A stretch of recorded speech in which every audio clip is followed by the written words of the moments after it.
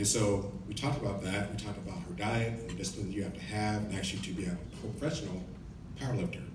And she's been doing this for over 40 years. 40 years, all right? So she says, hey, what are you doing? So I'm going down to IOBSE. She says, well, what is that? So I told her about the conference, told her about, Black Security Executives and kind of what we do. When I talked about the students, her eyes kind of lit up. She's like, hey, you know what, this is pretty cool stuff. You guys are sponsoring students to come down to the conference. It's a wonderful thing. I want to be a part of that. I said, duly noted. So we landed, we exchanged information, gave each other a hug, and if you ever talk to Krista today, all of you know that she's full of passion, and she's very committed, and she's on focus about what she does, right? And so give her 2 minutes, and she'll change your entire dialogue, change your world, and change your outlook on life within a couple minutes of speaking with her. So we exchanged information, gave each other a hug, and I said, you know what? I'll call you. So I already thought in my mind, next year's speaker, just by talking to her for about 5 minutes, or about 2 hours on the plane. So a few months go by, and I say, you know what? She calls me a couple times. I apologize, I didn't return her call as quick as she wanted me to, but we finally connected. And I said, hey, I have a great idea. At the time, we didn't know when the conference was going to be, so we were kind of playing around that. The timing was perfect because Olympic year, and we're doing Olympics, the last week of the Olympics today.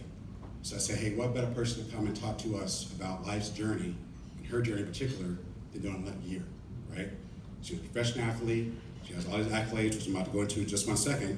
But I talked to the board, I talked to Bert, talked to Ricky, talked to the board. I said, you know what? We have this great keynote that we should have this year's conference. I did that, actually landed in Atlanta. We had a conversation that we're doing drinks and dinner one night. I said, hey, I think we have a next keynote speaker for next year's conference.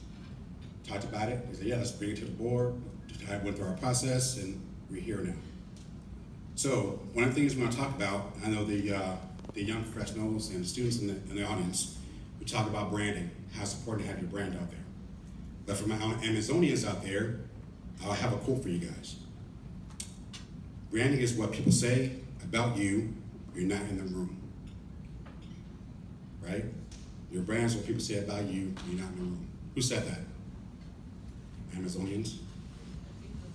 Jeff Bezos said that, right? So your brand is very important. So for young folks out there, your branding is very, very important. So a few words about our keynote in terms of branding. First,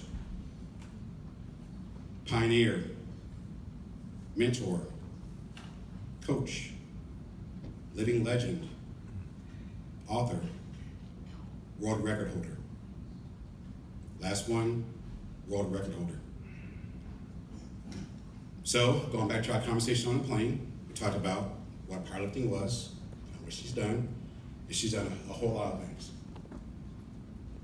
First off, she's a 14-time national champion, powerlifting. Woo.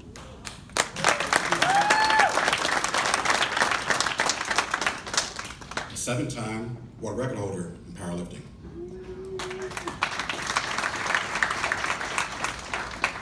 She's a multinational world record holder in the squat, the bench press, and the deadlift. I'm not done yet.